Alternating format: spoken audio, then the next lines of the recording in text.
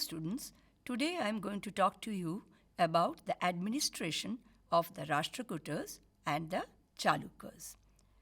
Following the analysis made by James Heidsman, one can look into the administrative structure of early medieval Indian polity from the following context. Number one, the mechanism evolved by the kings to exert their authority over large areas and over diverse group of people. Number two, the variation in the degree of authority with regard to distance as well as local conditions of geography and socio-economic factors. Number three, the direct relationship between the royal authority and the local and intermediate powers. The administrative structure of the royal house of the Rashtrakutas as well as the Chalukyas can be studied and analyzed from this context. While studying the states in pre-modern South Asia, the historians have come up with several models like the bureaucratic, the segmentary, the integratory, or the feudal model of states. The historians study the state machinery according to these models in context of their relationship of royal authority and the local and intermediate powers as well as they also focus on the different kinds of resources that were controlled by the ruling houses as well as several modes of production. There may be variations in the relationships between different branches of the royal administration and the intermediate powers. However, in the opinion of James Heidsman, the articulation of central, intermediate, and local powers within the parameters of spatial variability and temporal changes needs to be analyzed if we want to have a clear picture of the administrative structure of these two royal houses. Now coming to the Rashtrakuta administration. The Rashtrakutas built up a very large empire which extended over southern Gujarat, whole of Maharashtra, almost entire Hyderabad and Karnataka including Mysore. They not only built up this empire, but they also administered this huge empire quite competently. A powerful monarchy was the core of this huge empire. The king was the supreme head of the state. The royal court was always presided over by the king until and unless he was out of the capital. The Rashtrakuta royal court displayed a lot of splendor and grandeur. The court was regularly attended by the chamberlains, the feudatories, the vassal chiefs, the poets, different representatives of the guilds, medical persons, and so on. The king also received foreign ambassadors in the royal court. Kingship was hereditary by nature and by convention, and the eldest son, he was always the natural heir to the throne, or he was recognized as the crown prince or the Yuvaraja. However, there are some instances where a younger prince was chosen to be the heir apparent, and this was done through a proper conventional method following Vedic rites. In such cases, the heir apparent had to pass through a formal coronation where a necklace or a kotika was offered to him as a mark of formality and which was the insignia of the crown prince.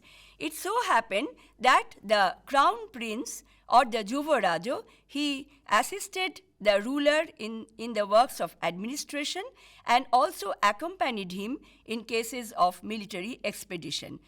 All the princes of the royal houses, they were appointed as provincial governors and had to take the responsibility of the administration in different parts of the empire.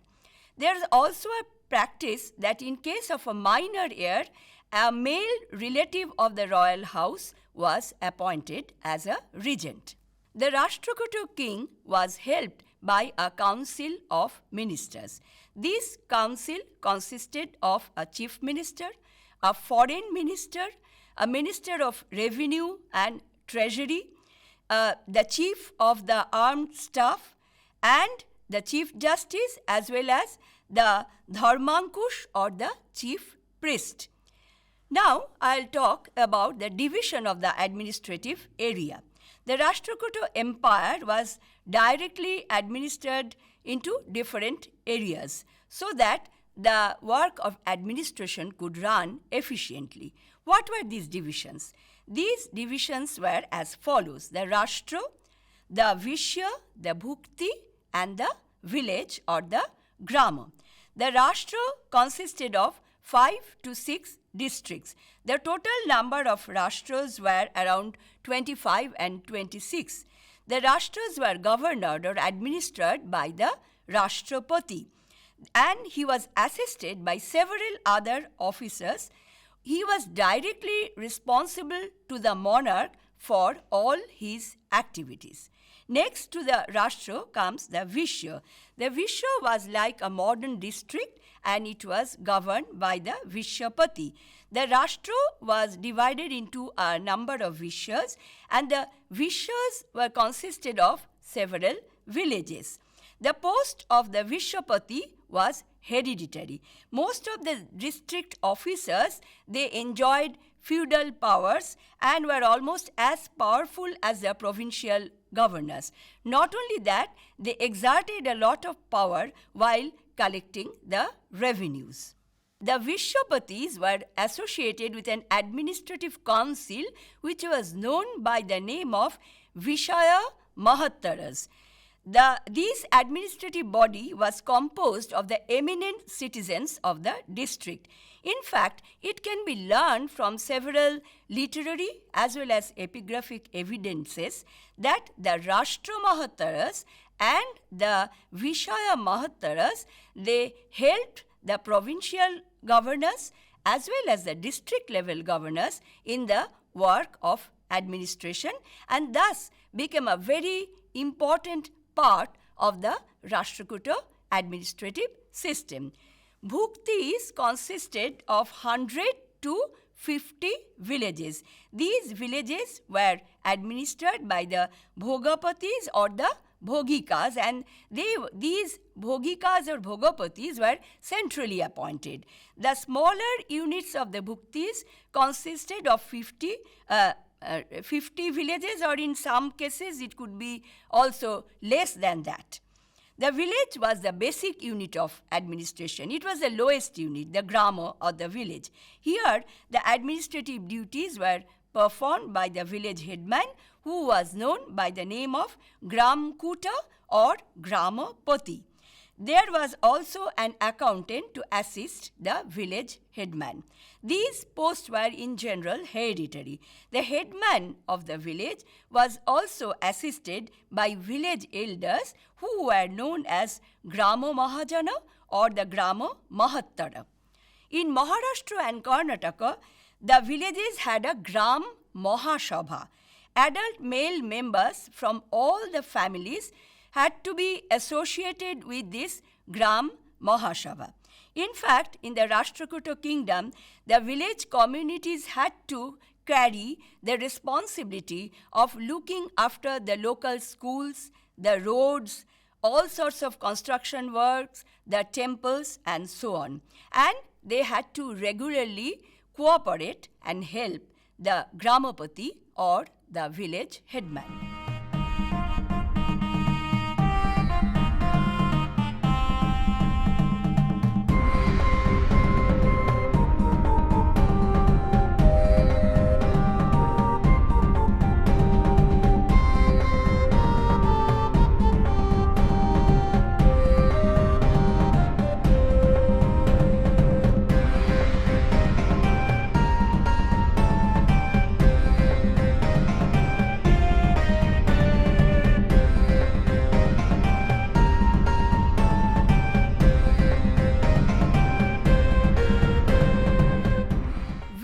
communities received a part of the revenue collection. All the officials were paid by the grant of rent-free lands. Sometimes the salary was also paid in cash. Towns had similar administrative units. Trade guilds were associated with the towns too. City affairs were managed by the Nagara or the Purapatis. And this administration was also held by some non-official bodies or communities. Law and order in the city and the neighboring areas were supervised by the Koshtapala or the Kotwal. The small administrative units under the petty chieftains, however, in the long run led to a kind of a fragmentation of power. There was increasing hereditary elements too. At some points, the village authority, they found it a little bit difficult to manage the situation. And in the long run, the royal authority also faced challenges from these minor pockets of power.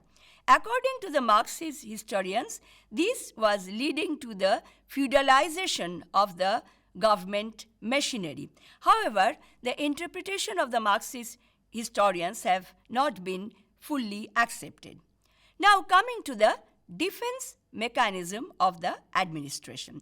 The Rashtrakuta kings maintained a well-organized army consisting of infantry, cavalry, and a very large contingent of war elephants.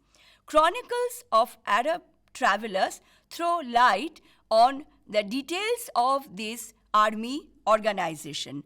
The main headquarters of the army organization was at Mannakheta, the Rashtrakuta capital, but there were also other provincial units like the provincial unit placed in Gujarat and in Banbhashi near Mysore. A part of the army consisted of hereditary troops and another portion was provided by the feudatory and the vassal chiefs. Army was recruited from across all the strata of the society, irrespective of caste and religion. Even the Jains were not given exemption from the duty of serving in the royal army. The Rashtrakutas were famous for their cavalry, the large number of horses that were a part of their cavalry. These horses were purchased from Arabia and Western and Central Asia. The real power of the Rashtrakutas was further reflected in the presence of the fortified forts or the durgas, which were manned by special troops and independent commanders. The infantry was also very strong. Different units of the army were regularly trained by the officials for warfare. The fighting forces were paid in cash. The rich businessmen or the shreshtis, they provided the army with the food. The status of the generals were like the feudatory chiefs and as high as the Mahashamantos. Now coming to the expenditure and income of this administrative system. The Rashtrakutas, as we all know, were involved in a series of wars and the military expenditure was also quite high. The main income of the state came from revenue. The revenue was provided in form of tribute by the feudatory and the vassal states. Besides these tributes, there was also a land tax which was known as Bhagakara or Udrango, and this tax was very important because it reflected the king's share. Apart from this, revenue was also collected from forests, mines, and wastelands. There was also taxes imposed on the temples and the lands that were granted to the Brahmins, but these taxes were imposed at a much lower rate. At the time of famine or drought, the taxes were not levied. That is, the subjects were given exemption.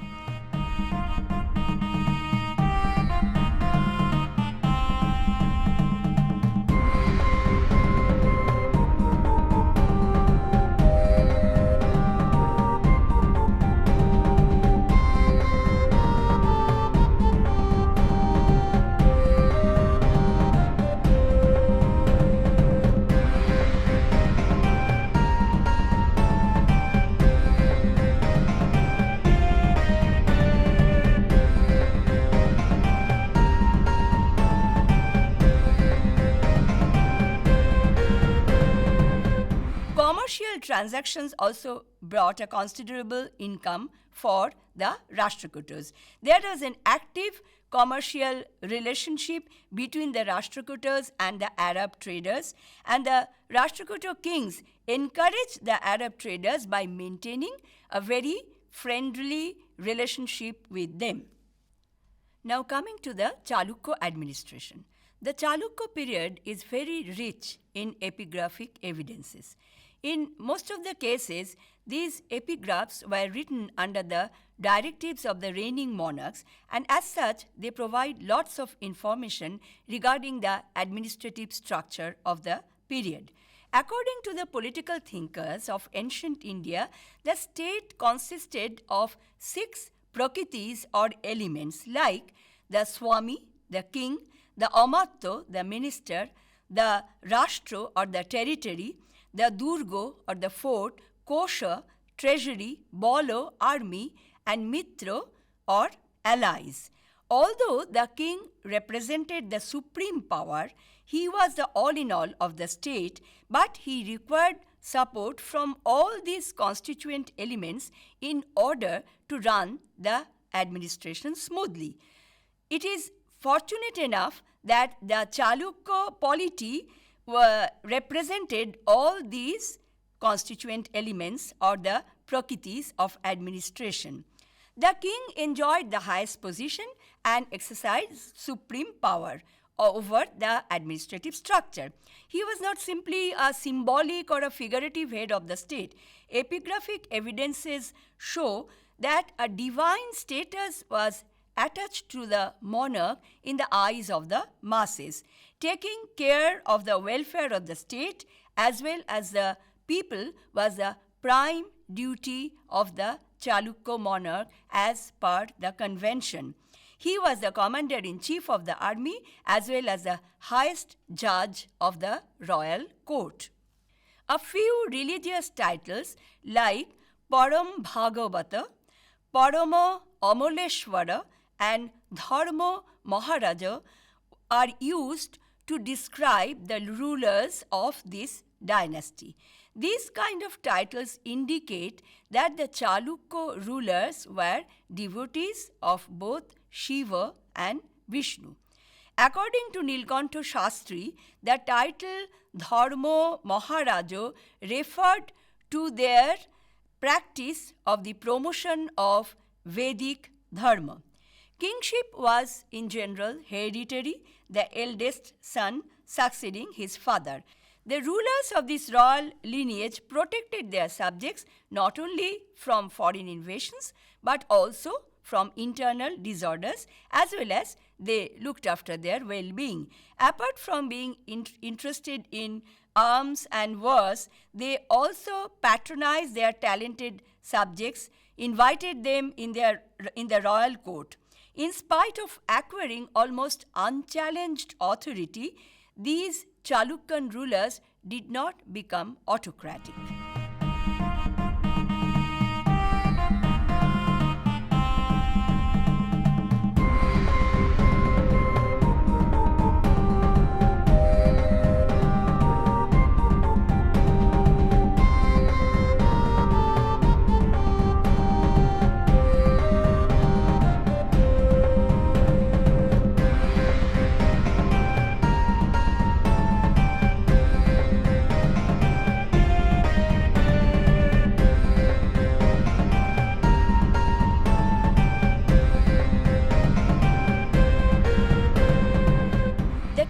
Appointed viceroys, governors, ministers, and other officials.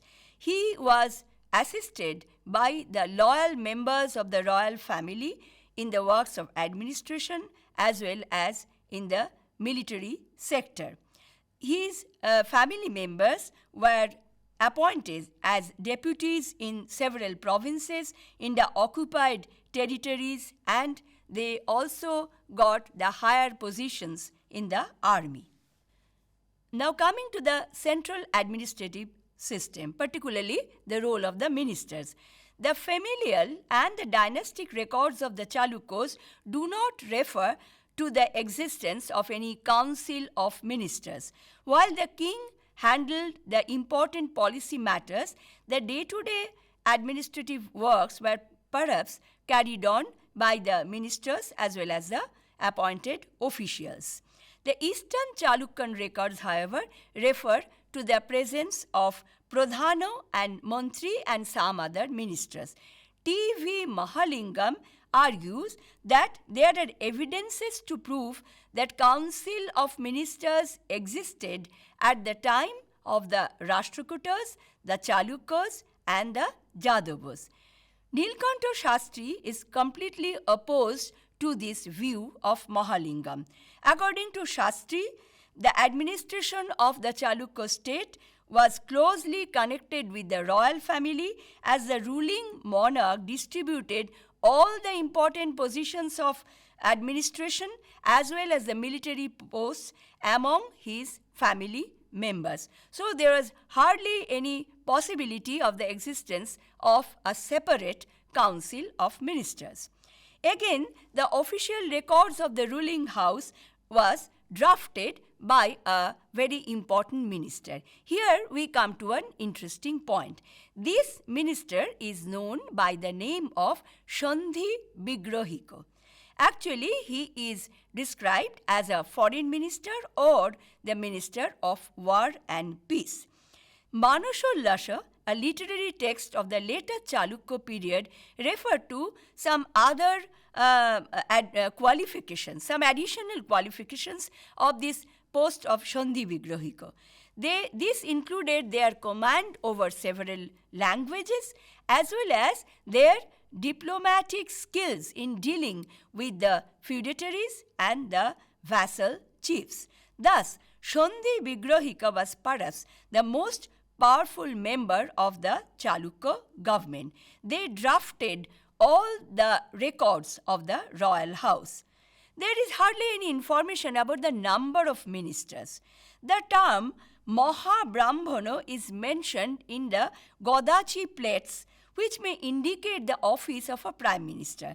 The record adorns the Mahabrahmana with titles like Dhurandhar, Rajya Sarvasya, etc., which imply that there was some kind of a powerful minister. But this is only found in the Godachi plate and is not supported by other sources compared to the post of Sandhi Vigrahika, which receives support from all the epigraphic and also some of the literary evidences. Whatever may have been the number of the ministers during emergency, they played an important role to the extent of placing an heir apparent on the throne itself. Now coming to the administrative structure of the Chalukya Empire.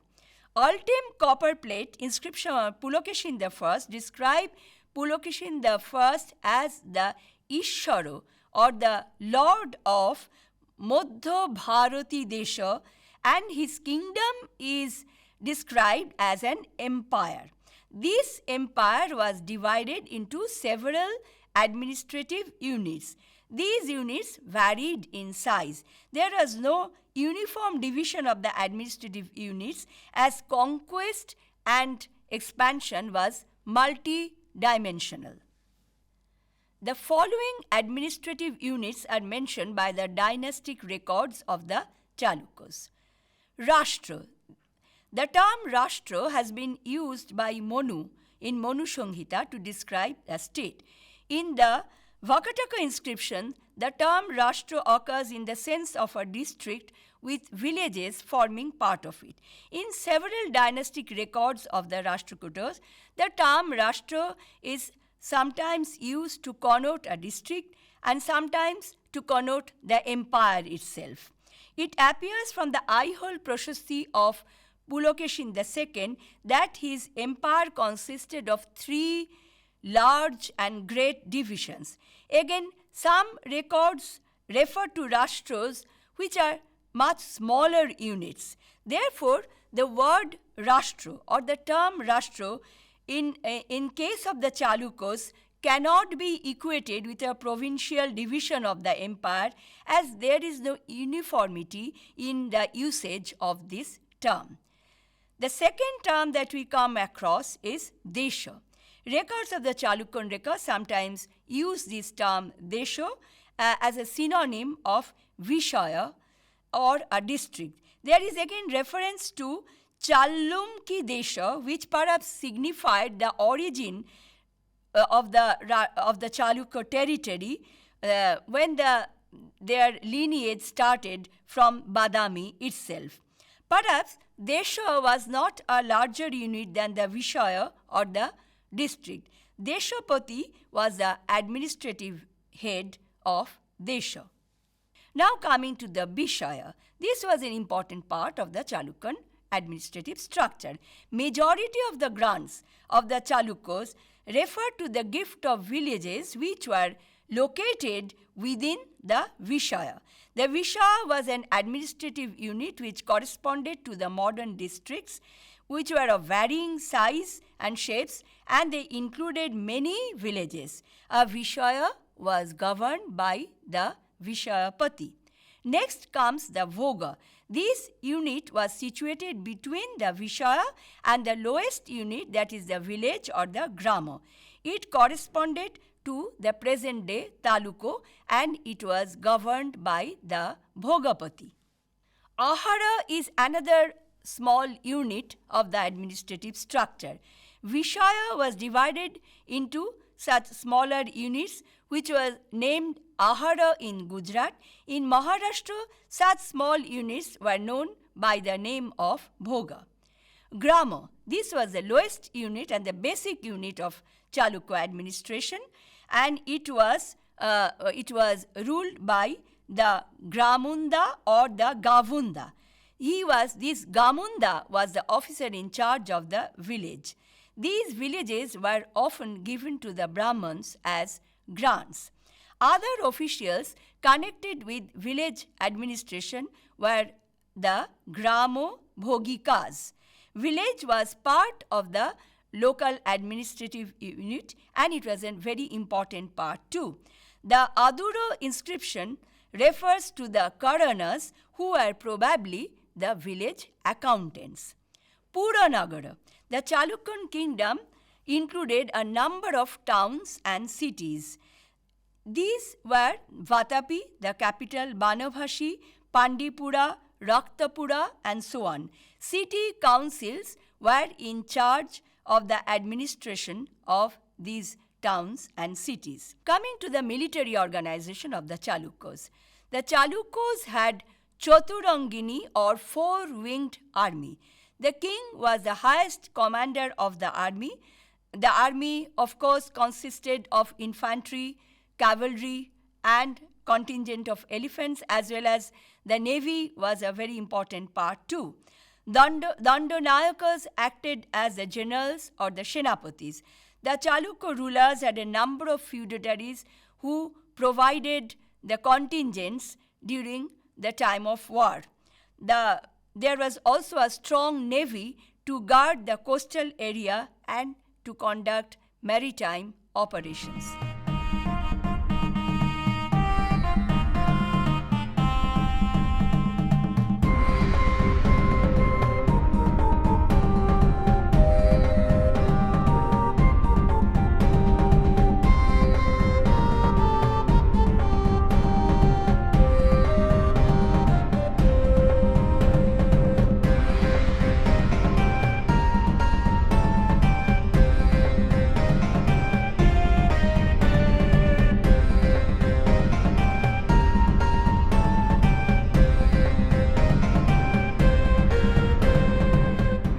Coming to the judicial administration, the king was the highest judicial authority, and his decisions were made following conventions. He was advised and assisted by his ministers as well as other administrative officials. There were separate military and civil courts. At the local level also, there was a system of law courts and which was conducted by the local officials or the heads of the local institutions. Forms of punishments included fine, imprisonment, exile, and death also. Sources of revenue and expenditure. Land revenue was the main source of income for the Chalukya administration. Land taxes were scheduled at 1/6 of the produce. It was the duty of the officials named Pattalika to deliver the taxes to the royal treasury. Besides the land tax, other income came from forests, meadows, mines, and fines.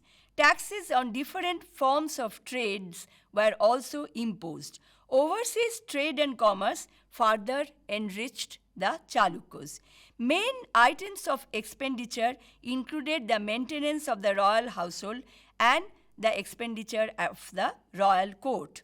Construction works, buildings of temples, roads, grants and gifts to Brahmins and other religious institutions involved a lot of expenditure. Constant warfare also involved a substantial expenditure for the maintenance of the armed forces. Now coming to the conclusion, both the Rashtrakutas and the Chalukyas were important regional powers of early medieval India. There are several common elements in the administrative structure of both these royal houses, since both the powers were influenced by the administrative model of the imperial Guptas. Kingship was extremely powerful, with monarchy being the form of government in both the cases. In spite of unchallenged power of the rulers, there was no autocracy. While the council of ministers were very powerful in case of the Rashtrakutas, the Chalukyas depended more on the members of the royal family. Thank you.